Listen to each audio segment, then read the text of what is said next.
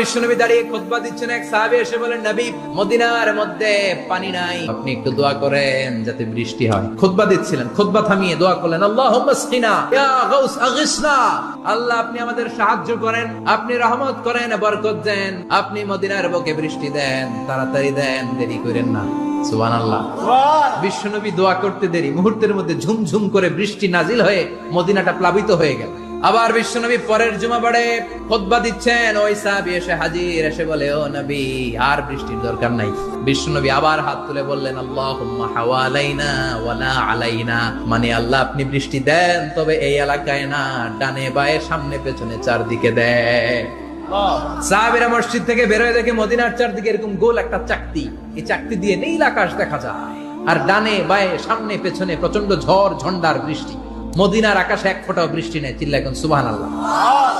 এগুলো হচ্ছে বিশ্বনবীর খুতবার বরকত।